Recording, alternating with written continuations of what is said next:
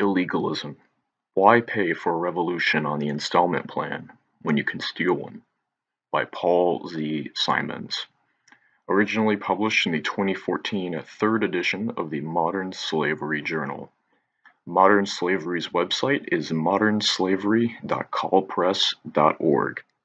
This audiobook was made independently of the authors and editors of Modern Slavery and was recorded by Insurgent-Individualist Radio.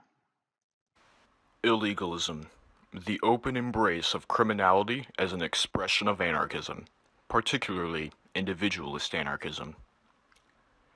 The advent of the illegalist tendency in the last decade of the 19th and the first 2 decades of the 20th century, primarily in France, Switzerland, Belgium, and Italy, proved to be yet another stain on the soul of anarchy for many of its working class adherents.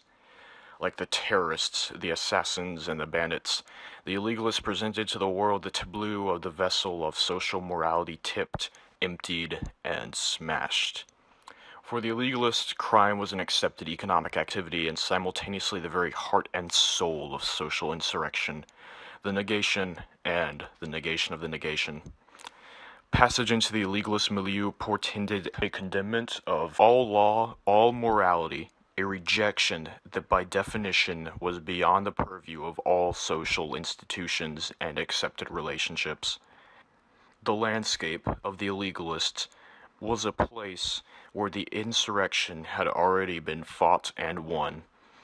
The illegalists were probably the most individual of anarchists, while simultaneously maintaining the strongest bonds of association and communication, bonds required by the social activity of crime as insurrection.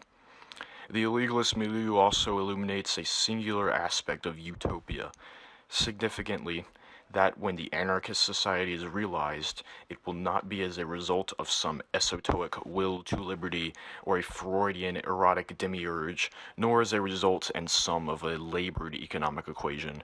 Rather, utopia will arise as a function of necessity, as banal as breakfast and as certain as summer heat.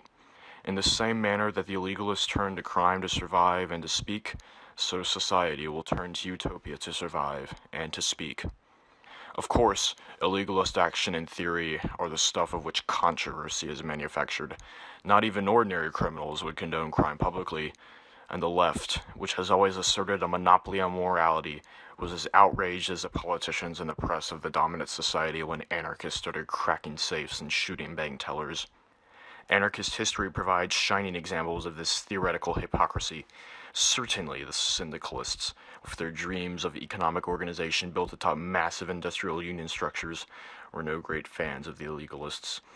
The anarcho-communists, who had watched as their tendency bled adherents into the various communist parties on one side and to the syndicalists on the other, were in no position to respond at any level, though Jean Grave, among others, would develop a ranting liberal critique of the whole scene.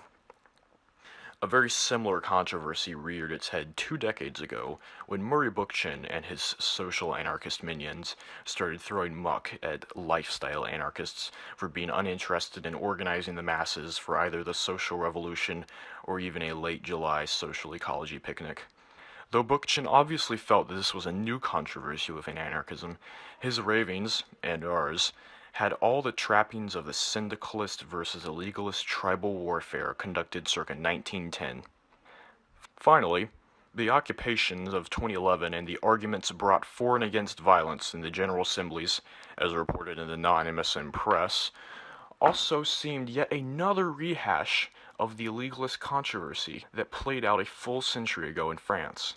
Yet illegalism strikes into anarchy deeper than any economic or political construct, including class struggle, surplus value, or postmodern analysis done in crayon.